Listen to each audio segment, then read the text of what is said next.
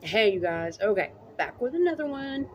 And in this video, I want to talk about what I was talking about in a live stream earlier. It came up the question of why, for those of you who have had visitation dreams, visions, or any type of afterlife connection with your deceased loved ones, why? Why do so many people report that they visit in white? What is the deal with that? Okay. And I just really want to kind of get into that in this video. Um, may get into a couple of other things, but these are some of my passions, you guys. Okay, the spiritual life, and a lot of times the things that we go through or feel in life that are completely ignored, that we completely either overlook or we doubt it. We tell ourselves, oh, we're just making that up. Oh, nobody wants to hear about that. Or we don't have anybody to talk to about it. Okay. These are the things that fascinate me the absolute most. And these are the things that I would rather talk about all day than anything else. Okay. Just how I feel. But what's the deal with that? I mean, has anybody ever had that? So I'm going to give you guys a couple of examples of what I mean. Now, not all of the visitation dreams that I've had from loved ones have they been in white. No, they don't always come in white. But I can give you two specific instances where they did come and they were in white. One was my father. The second one was Beth Chapman. Go figure. I know, right? That is a video that I have not made yet that I intend to get into, my dead celebrity dreams. I've been waiting, guys, seriously, at least 15 years through all different types of social media since way back, starting on MySpace, moving over to Facebook for years, starting my YouTube channel. I have been waiting to get to these specific topics. They are my passion. That is where it's at for me, okay? I've covered a lot of different shit over the years because those are things that I was going through. That was legit knowledge that I had at the time, whether I was talking about narcissistic abuse, PTSD, anxiety disorders, growing up in traumatic dysfunctional families, adult child of alcoholics, addiction, mental illness in families, you name it. I could talk about it because those were real and legit life experiences that I had and knowledge and wisdom that I had. So a lot of that stuff I was covering. But deep inside, I always wanted to, and I knew there would be a proper time for it. I knew that God was leading me through certain things, and I was continuing to gain knowledge and wisdom all those years. And I knew that there would be a proper time and place for me to start focusing more on the spiritual stuff. Um, you know, so it is what it is. But two different incidents. Yes, eventually I'm going to get to that video of over the years. Not only have I had visitations from family members and deceased friends and loved ones come to visit in dreams and in visions and in different synchronistic ways that I pick up on, but celebrities. I talked about this in my live the other day. It's freaking crazy. And it got to the point where it was happening so much that it was like a running joke with my sister and me. Like, celebrity would pass away and it would be like, okay, well, they'll be here soon. I'll see them soon. It was crazy. But it would generally be celebrities that I had either really, really connected to them while they were on earth, as far as me admiring and respecting their work, and to probably taking in a lot of their energy in interviews and just really connecting to them. It would generally be celebrities like that. Now, not all of them, but for the most part, it was always someone that I had a deep and great affinity for, and I had liked their work or something while they were here on earth. But why in the hell they would come to my dreams, I don't know. And it wouldn't necessarily be right after they died either. Sometimes it would be months later or a year later or something. It's freaking crazy. But eventually I do want to get into that because it interests me a great deal. I do think that anything is possible, you guys. I don't think that we had to necessarily know someone physically in this life to connect to them energetically in the spirit realm or here. Um, I just see things a certain way when it comes to that. Now, of course, we have to be careful. There are some psychos out there who take shit like this to a whole different level in a whole different context, and that is not what I mean. If you don't know somebody, you don't know somebody. I'm not saying you need to sit up and go into some weird obsession and psychosis that you actually know them and you don't, and you're having a relationship with them and you're not. That's called erotomania. Oh, no, no. That is not what I'm referring to at all. We need to know our place and know our boundaries, okay? When we don't know somebody in real life, we don't know them. I'm just talking about, for me personally, when I connect to anything in this life, if it's a book, if it's a song, if it's, someone's creative work, whatever it is, I feel like a part of their energy, has just been connected to me, has been given to me. And, I just feel it in a certain type of way. And oftentimes, I've always been a person that is very fond of other people's life stories. They inspire me. I love biographies. I love, and that's part of what my YouTube channel is about. If you'll read the description, Life of a Seven, that's me, Tam. And I named it Life of a Seven. That's a whole other video one day. I am life path number 7. That's a very spiritual thing. And so I named it that for a reason. But, if you'll read in my description on my channel, it's, one of the things I love to do on my channel is cover and discuss and remember and celebrate the life stories of others. Exactly. That's partly why I do videos about Shanann Watts, and partly why I do videos about Selena Quintanilla, partly why I do videos about Gia Karanji. Okay, there have been people, Lisa Marie Presley, and I need to get back to that. It's just taken me some time. I've gotten pulled away from my channel a lot of times. Just when I was getting momentum, I would be pulled away from my channel, and chaos of life. But I've never given up on it, okay? The things that I'm passionate about, that I want to share. So yeah, that's part of what I do here on my channel, is cover the life stories of others. Whether that's crime or whether that's something beautiful that they did, or whether it's talking about their psychological issues or whatever. And all throughout my life, I would always feel like when I would begin to take an interest or a fondness for a certain person, that in a way that was their energy, a part of their energy coming into my energy field and connecting to mine, and there was something that I was going to learn. There was something that was going to be shown to me, revealed to me, or whatever from their energy at that point. And that's kind of how I always felt it. For instance, there would be times in my life where, say, like Amy Winehouse, for instance, I was not really a fan of her when she was alive. Is that not some shit? Because I was in a different place then. I wasn't really into her music then. Even though I've always loved soul and blues and R&B and things like that. Very passionate about singing, very passionate about female vocalists. I just wasn't into her at first, okay? And then some years after she died, I began to listen to a lot of her music, not just the popular shit, but a lot of her music. And I began to get into the story of she and Blake when I was going through my own toxic relationship. See, there's always a time in life when you need certain knowledge. It wasn't meant for me to know about Amy or even think twice about her until later on when I needed it. But once my life got to a point where I was going through certain things, then falling off into Amy's music, her life story, her passion, her troubles with her man, different things about how she felt about herself.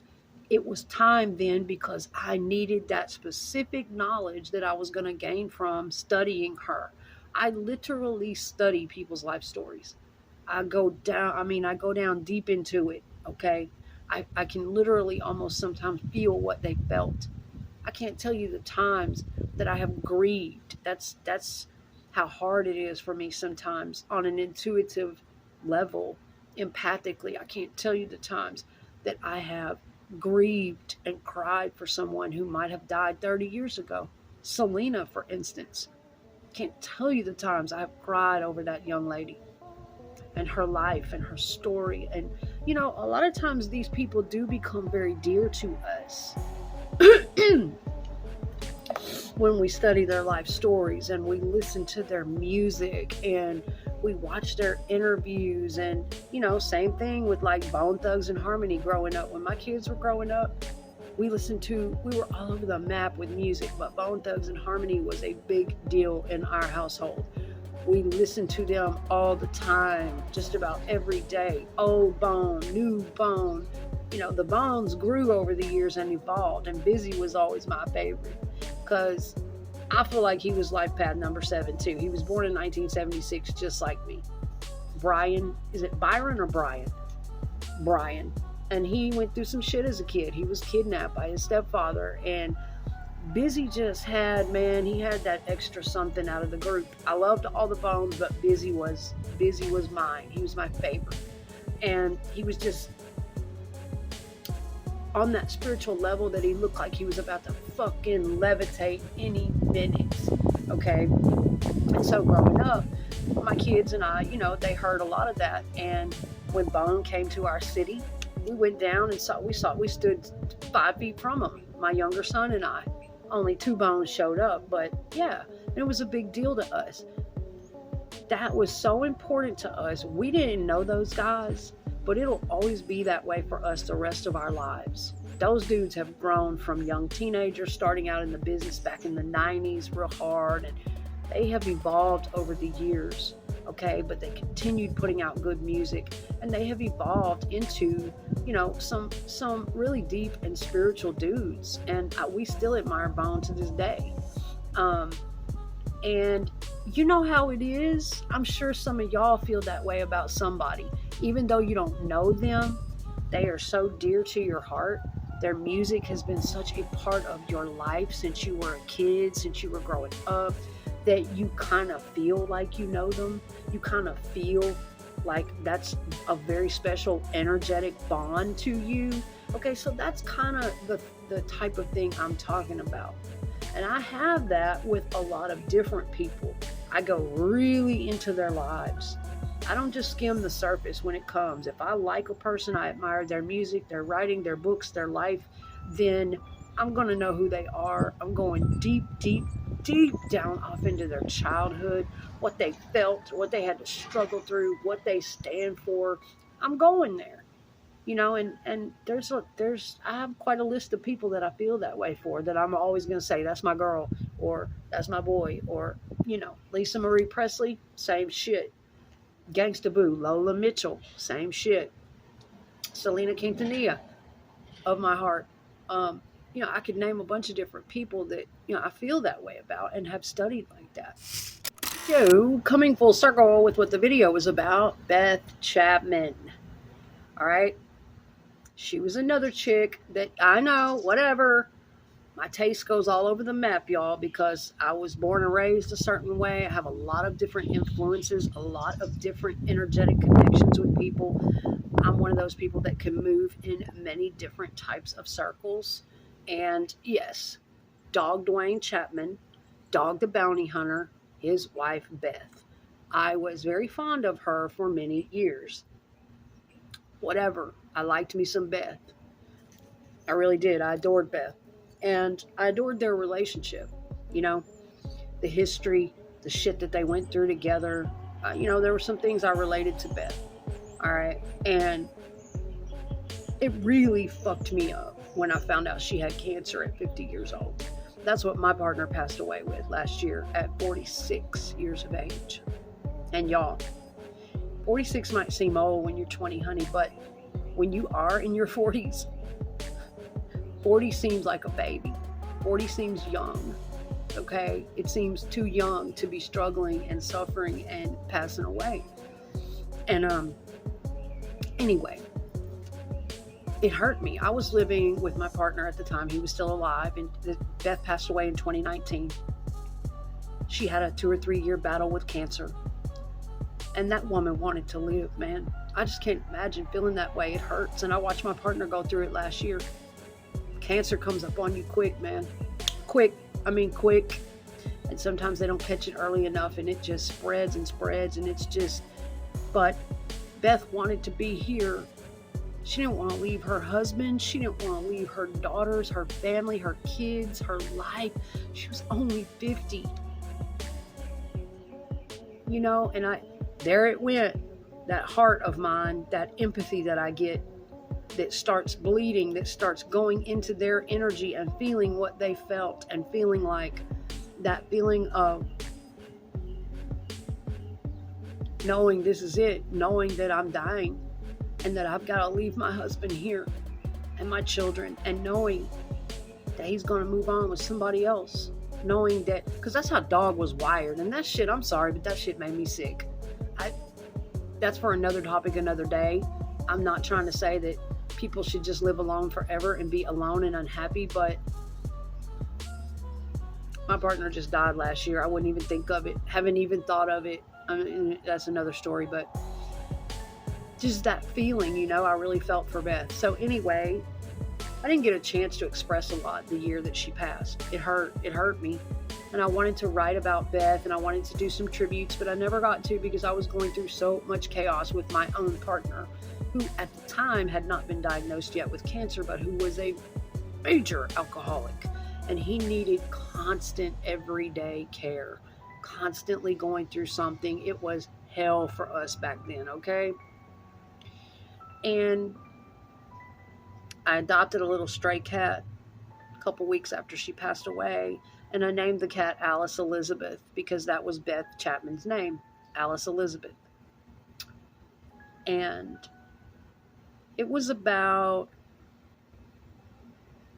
9 months later. Beth never came to me right after she died. And I didn't really have a lot of time to stay on her, to stay grieving about that. You know, I didn't really know the woman, so of course it wasn't like that bad. And I had so much chaos going on at that time that, you know, I didn't really have time to think about her much anymore. And about 8 or 9 months went by. And as we began to roll over into early 2020, sadly, at this time, I was literally having to sleep in my car. I was living in my car because with my partner and his alcoholism, basically when he moved in with me, long story short, I didn't even have time to really focus on work anymore. I didn't really have time to focus on keeping up with myself anymore. He needed so much medical care, emotional care, constant needs that we ended up, that's the thing. If you're going to live with an addict, even if you're not one, you're going to end up like one. If you live with a severe addict long enough and try to keep up with them, unless you have a massive life savings and you are well set, then you're going to end up just like them or looking just like them and having to live because you can't handle it. Even if you are functional, even if you are striving your best, that's what you do. You work, you cook, you clean, you run your household. If you're catering to a severe alcoholic, your life is going to get fucked up sooner or later. And at that time, I was asleep. One morning, I was in my car.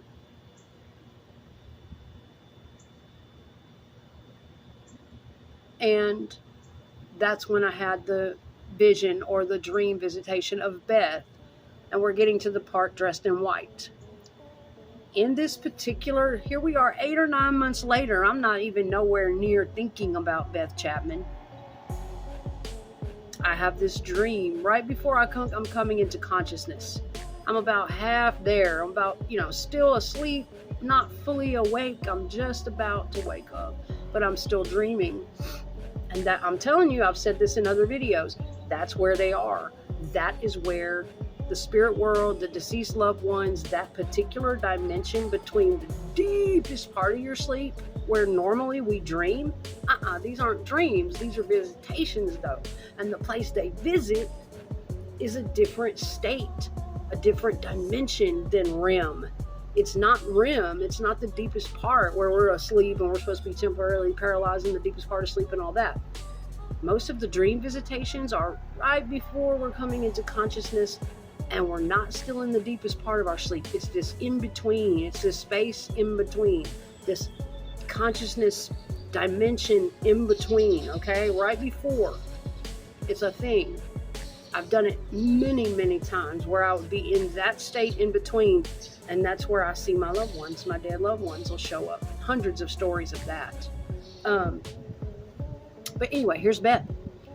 And the vision was, or the dream was, in that particular state, she was getting into a carriage, a beautiful carriage, in a beautiful white gown. Almost looked like a wedding dress. Beautiful white, and she had a baby with her. Oh my God, and thinking back about that, what does that mean? I never even thought about it till this minute. This is years later. I never thought about the significance of that baby, because Beth didn't have a little infant. She had some children. But now that I get to thinking about it, she may have lost a child. She may have either had an abortion at one point or had lost a child somewhere along the line in her life. I know Beth lost a dog. So, wow. I had not thought of the significance of Beth holding that baby. That would have meant that she was connecting with some infant in the afterlife and was with that infant, and I just don't know. I'm gonna have to research that now. Like, wow, that gives me chills, y'all. So that was pretty much the extent of it. She was getting into a carriage, beautiful white gown, just the most beautiful thing, and she was holding an infant. You know how dreams can and visions can switch and blur and whatnot. She was cradling an infant. And if I'm not mistaken, I think in this vision or dream world or dimension or whatever it was, where I was and what I was seeing, I think Dog was about to come out and join her. I can't remember if he was in this vision or not. But you guys, there are so many possibilities to these different dimensions. I mean, I've learned so much over the last few years about parallel dimensions and different timelines and timeline jumping. And that was pretty much the extent of it. But when I came to full consciousness, I just kind of sat up and took a deep breath, and I was like, oh my God, that was Beth. She came, because as I told y'all, I wondered when she passed away, when it's somebody I really feel something deeply towards, whether I physically knew them in this world or not, generally they'll show up at some point in the dream world to visit me. I don't know why. I don't know how. It won't be something that I'm just sitting up even thinking about. Sometimes this shit will be 6 or 8 months to a year later. But if I once connected to their energy, for some reason, they will show up to me. It's almost like, I don't know, it's almost like the spirit world is different, y'all. It's almost like it's not like here in the physical world. No, we can't just connect to each other telepathically here very easily. But in the spirit realm, they can. It don't make a shit if they knew you or not. If your energy grieves them, if your energy connects to them, they can connect to you. The spirit realm is very different, and I really, really feel that and believe that. And it's happened several times. But the whole wearing white thing, what's up? Okay, so let me back it up a bit. Let's talk about my dad, who also appeared to me in white before his death. And I'm just like, why do hundreds, if not thousands, of people who report dead loved ones visiting them in dreams and in visions always report them wearing white? I mean, I think they can appear to us however they want to, wearing whatever they want, looking whatever they want to look like. Generally, they will look younger. Most people report that too, and that is true in my dream experience and visit experience. But so with my father, he passed away on July 3rd, 2012, which was my mother's birthday. Get this, just about everybody in my family always passes away on someone else's freaking birthday. Right. My father passed away on my mother's birthday. My little brother, youngest brother, died on my birthday, August of 2018. He was in a scuffle with officers, and we still to this day don't quite know what happened because he was mentally ill, he was harmless, he was defenseless. We really don't know what happened to this day, but he died that day in my mother's yard on my birthday. Then my older brother, in 2015, he died on my sister's birthday, April 3rd. So I'm like, what the hell is up with that? Alright, but when my dad passes away, he had been in the hospital for 11 days. He was 68. He had had an alcoholic past, quit drinking alcohol for 10 years. He had been in prison. If you've seen my stories on this channel, then you know some of the history with my father. And you may hear me talk in different ways about him. You may hear me talk lovingly. You may hear me talk not so lovingly, because those are the facts. That's the truth. That was our relationship. And I have long since forgiven my father for those things. You know, I could talk to people a lot about what it's like to forgive an abuser, what it is like to forgive someone who repeatedly violated you. And not only that, but as a child, pre-verbal, when it started, as a helpless, defenseless child who knew nothing, who knew no other way. What it's like to forgive someone like that, and to have to work through all that stuff. So that's coming. I'm gonna have to touch back on those videos, but you know, YouTube is very, very particular with people about what they can and can't say and what they can and can't express. And it seems like, you know, when people really want to get on here and be real and express their heart, their soul, what they really know, what they really seen, they really want to share of the soul. It seems like that's just not very popular. A lot of times these social media sites, they don't like that. They want a bunch of eye-catching, superficial shit that's going to bounce the algorithm. And, you know, I get it, but whatever. So, my dad had been in the hospital 11 days. He was 68 years old. He had replaced alcohol with opiates in his old age. Once he got out of prison, he never went back to alcohol. Alcohol really, really fucked up his life, and it made him do some horrible things to his family. So he didn't go back to alcohol, but he was an addict. He replaced it with opiates. Well, after about 10 to 12 years of that, you don't do that shit after age 40. You don't stay on drugs and alcohol after 40. And even if you're doing it up to 40, all those years is not good. But after 40, that's terrifying.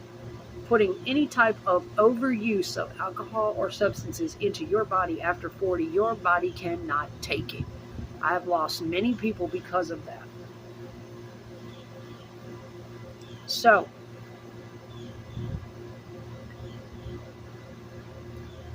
Dad's getting what people get when they do opiates for a long number of years, and you know, the organ failure and the sepsis and the can't go to the bathroom and all that's happening to him.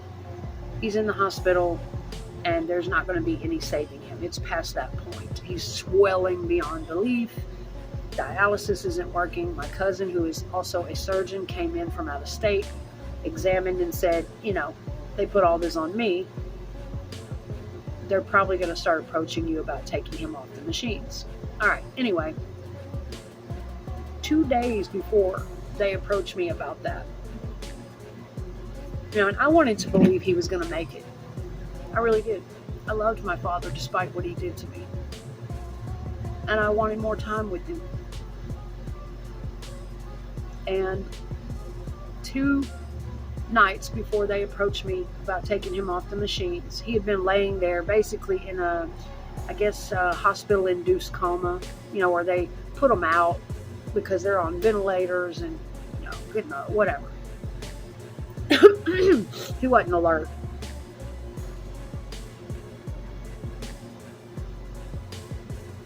Two nights before he passed away, came to me in a vision. I'm at home, resting on the couch, dozing off. And again, this is not a full dream. This is not the deepest part of my sleep, but it's on the way there. You know what I'm saying? And I have this vision of my father, but it's not set up like a dream. There's nothing behind him. There's no background. It's almost mystic. Not quite, but it kind of looks like that. There's nothing else. And it's just, he's walking. I was talking about this in the live earlier. He's just walking. And he's got kind of this look, this stern kind of look on his face, just whatever look. And he looks a bit younger. And he's all in white. Y'all. Not a white suit. Not anything fancy. Not a wife beater either. But a white muscle shirt. Because I can see his arms. White muscle shirt, white slacks.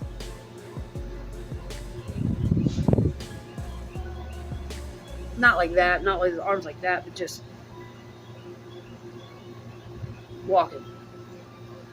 Like it was the weirdest thing. And all in white. And he didn't say anything. Because, a lot of times if it's a dream visitation, they will telepathically speak to you. A lot of times they will not use words. You won't hear anything. But they will communicate and you will understand it. It'll be as if they said. You know what that is. Telepathy. You say a word. No telepathy. And I woke up the next morning, and I'm like, oh my God, I had this vision of Dad last night. I need to get up to the hospital. But nobody had called or anything at this point, so I wasn't too worried. But that was weighing on me, what I saw in that vision. And I knew what it meant. And I started fighting with that. So there's nobody on this earth that can tell me that the spirit realm doesn't exist and that these experiences are very real. I don't give a shit. It's okay. If people don't believe it, they don't have to. But I know what I know. I know what I've experienced. Okay? Some of this stuff is just too much to be coincidence. It bothered me all that day. And I got up to the hospital. I kept thinking about that on the back of my mind. And I'm like, I know what that indicates. I mean, I've been studied enough spiritual life to know. I've got enough energetic connection to that realm to know. I know what the fuck that means.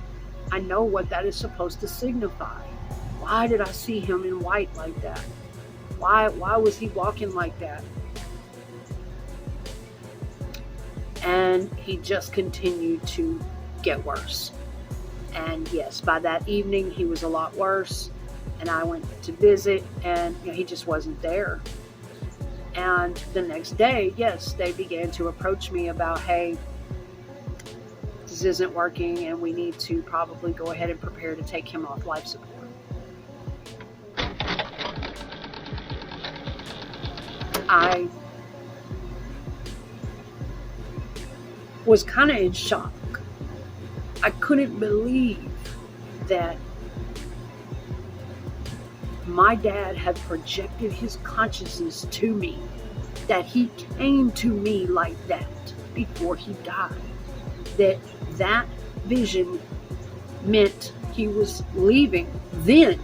So you see, that's why I am also aware that sometimes the physical body can still fucking be here, but they're not. They have gone. And that would be a whole other video too, getting into walk-in souls. Sometimes when people are months out from their death date, Sometimes when people are really, really addicted and self-destructive and, in and out of their body, a lot of times there will be other entities in there. A lot of times I think certain parts of people's soul have already gone back to the light because they just can't take it here anymore, and the death date is approaching anyway. And so what you'll be dealing with will not be entirely them. And I'm sure some of you have experienced that, especially with alcoholics, addicts, people that are really going through self-destructive shit, low vibrational frequency. They are a wide open portal for that kind of behavior, okay, and for that kind of thing. But it meant to me that my father left that night. He was already crossing over long before we all gathered at the hospital 2 days later and took his physical body off that machine. That's what that meant to me. And he was in white. It's like, I don't know.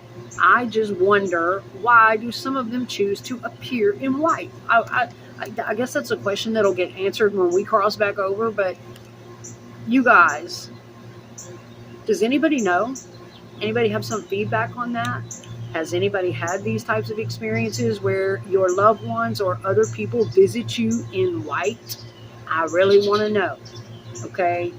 Because I know I'm not crazy. That's the only two I can think of. Now, I've had a lot of dream visitations, guys, from people in the afterlife. People I knew and people that I did not know in this physical life. Celebrities. And I will be talking about that in the future.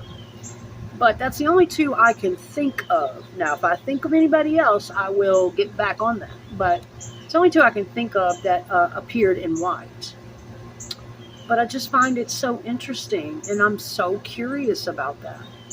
And I'm curious to hear from others who've experienced that same thing and what they think about it. But as far as my dad goes, I need to get back to those videos about my father and what happened to me and why he went to prison. But as far as that goes, guys, I have moved into a place of healing. I've been working on that all of my life, and it's coming full circle with my mother now. The mother wound and the things she allowed to go on, and she being 80 years old now, so for the most part, yes, I've been hurt by a lot of people in my life, but I am also a healer. I'm a person who works very hard on my own self-healing, and I work hard to get above those lower vibrational frequencies, that the anger, the rage, the resentment, the pain, the triggering. I have been through all of that for years, and I'm not saying people don't have a right to feel that shit. They do. I will never be a person to push you to forgive someone who abused you. That's up to you. That's up to your soul, okay? That's going to be how you feel about it. But for me personally, yes, pretty much I have forgiven, and I have a different understanding now about the people who have abused me in my life, whether it was my father, whether it was my partner, whether it was my mother. And I don't want to be on the vibration of hatred. I don't want to be on the vibration of being triggered and hatred and bitterness and resentment. And yeah, what they did was fucking wrong. Sick. It's taken me years to have to process and understand where they were as parents and people, what they lived through, what happened to them, how they repeated those cycles, and that cycle stopped with me. So back to what I was talking about the other day in the live stream, why the people use the term chosen ones. I don't particularly like that word. And I got off into talking about that, how I feel like we all choose different things in this life to incarnate into and deal with. And some of us were chosen, or we chose to break that shit out of our family bloodline. because before I did that, it happened to my father, it happened to his father, and on back. It happened to my aunt, who is also deceased now. My father's sister could tell me some stories. She sent me a book one time in my early 20s that changed my entire life. That one book set me on the path, even though I was already spiritual and already dabbling in my teen years, always called to astrology and the unknown and the spirit world. But in my early 20s, she sent me that book. She sent me. She didn't even have to say anything. It was a book by Dr. Wayne Dyer. Love Dr. Wayne Dyer. That book opened my frequency times 1,000 and set me on my spiritual path. But my aunt, she knew some shit. My dad's sister. They were all abused.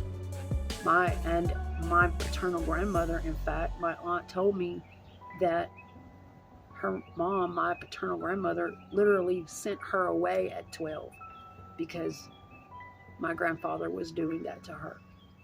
This is my dad's sister and parents. And what he continued in our family. And so when they talk about generational shit, don't scoff at it. It's real. It's what the fuck happens until somebody makes it not happen anymore. Until somebody calls attention to it. Because we are taught in family bloodlines to shh.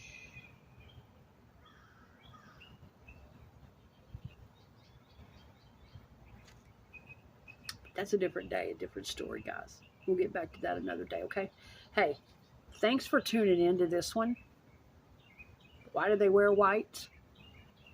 If you guys have some feedback, if you have these experiences where your deceased relatives visit you, or anything along those lines, please feel free to share. This is a subject that I am absolutely passionate about.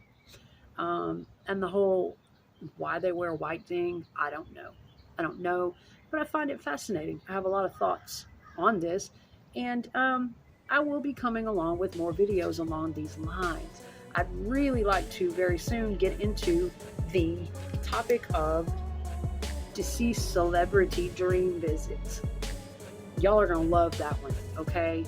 People like Anna Nicole Smith, people like James Gandolfini, people like Beth Chapman. I've already mentioned her. I've got about 10 of them, okay? I won't say that it happened just every day, all the time. And now some people that I was really, really fond of never showed up. It just depends. But one of the most interesting ones I have to tell you guys about was Whitney Houston. What she appeared in my dream like, and what happened in that dream, and what she looked like, and the energy on her, and how it was almost like she wanted to take me with her or grab onto. I mean, y'all, the experience was insane. And then to confirm what I felt about her, not long after that, it's crazy. I don't even want to talk about it because people think you're making shit up, or people think it's not real. It is real, and I don't really give a shit if people believe me or not. It is what it is. I know what I know. I know what I've experienced. And people around me at that time in my life, like my partner and people that I told, well, it was Whitney Houston last night. She showed up, and this is how she was acting, y'all. She looked like this, and this, and she did this, and everything that I told them, you know what I'm saying? These things were documented back when they happened with me. But it wasn't long after I had that experience of her in the spirit world, in the dream world, that I ran across Sloan Bella's channel. Okay, so if Whitney died in 2013, and I had a dream of her not long after that, somewhere between 2012 and 13, somewhere not long after her death, probably within 6 months. And I carried that for years. I didn't run across Sloan Bella's channel until 2020. I found Sloan Bella during the pandemic and started going through. Love Sloan Bella, love her readings, love her knowledge. I relate to her about a lot of shit in life. And I started going through her deceased celebrity readings too. That is when I ran across her reading of Whitney, and how the way she described Whitney's energy was spot on. That's exactly what she appeared in my dream like 4 years before, or longer than that. What's 2012, 2013, 17, 18, 19, 20? Hell, that's 8 years before. So it had been a while before I ever found Sloan that I had that dream and that vision of Whitney, and picked up on that very same energy that Sloan fella described. So I can confirm it. I can back that up for Sloan, what she's talking about. This shit is no joke, y'all. The energetic world. It is no joke if you're tuned into it, okay? It is what it is. All right, guys. Thank you for watching, and I'll see you in another one soon, okay?